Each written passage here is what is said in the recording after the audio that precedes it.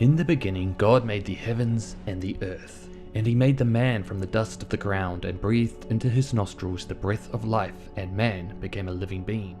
Male and female he created them, and he called them Adam and Eve.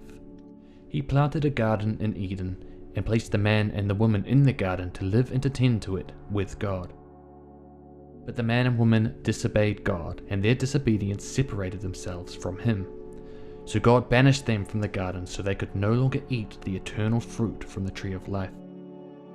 As man multiplied and spread over the earth, their wickedness increased, and their evil was so great that God was deeply troubled.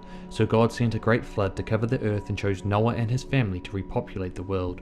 But mankind again became rebellious and attempted to build a tower to reach the heavens, so God confused their language and scattered them across the land.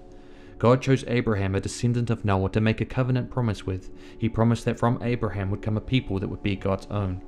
Abraham's grandson Jacob had 12 sons who became the 12 tribes of Israel. The youngest, Joseph, was betrayed by his brothers and sold as a slave in Egypt, but he prospered and saved Egypt and his own family from a great famine. During the famine, Jacob and his family moved to Egypt, and as time went on, the Israelites prospered and grew in number. But a new Pharaoh who did not know Joseph enslaved the people of Israel. But one day a boy was born called Moses. Moses rescued the people out of Egypt and led them out into the desert towards the land promised to their ancestor Abraham. They spent 40 years wandering the desert, and during this time God met with Moses on the top of Mount Sinai.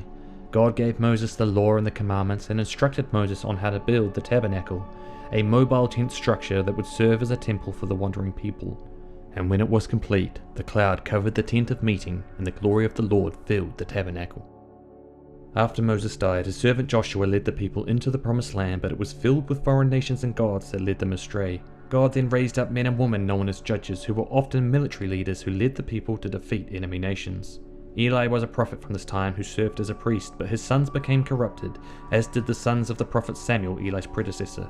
This angered the Israelites, so they rejected Samuel and God as their leader and asked for a king to rule them, so God chose Saul. King Saul started strong and faithful, but quickly fell into sin and was rejected by God, so God chose a new king, a young shepherd boy called David.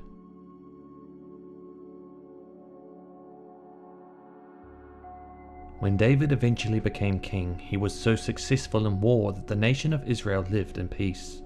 He had it in his heart to build a temple to replace the tabernacle, but God told him he was not to do it.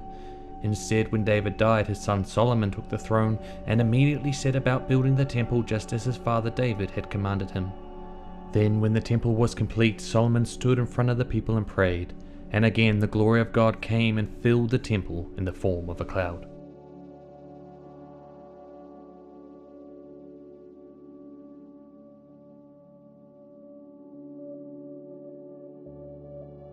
Although Solomon is known as the wisest man who ever lived, he too was corrupted by foreign peoples and gods, and the kingdom split in two, the northern kingdom Israel and the southern kingdom Judah.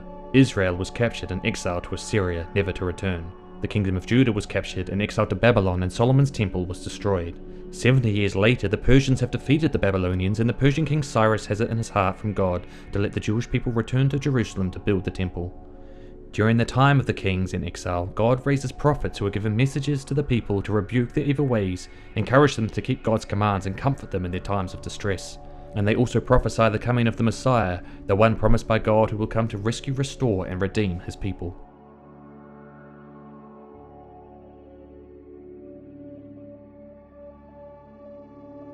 Then the fulfillment of the promise comes. A star shines in the night sky. A stable is filled with the sound of a baby being born, a baby boy called Jesus, and he is the Son of God.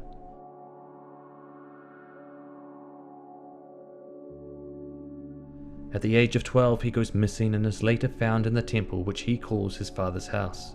He talks of his own body being the temple of God, saying, "Destroy this temple, and in 3 days I will raise it up."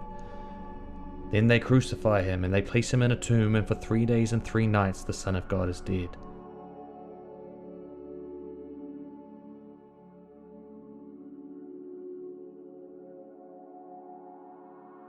But then God raises him from the dead.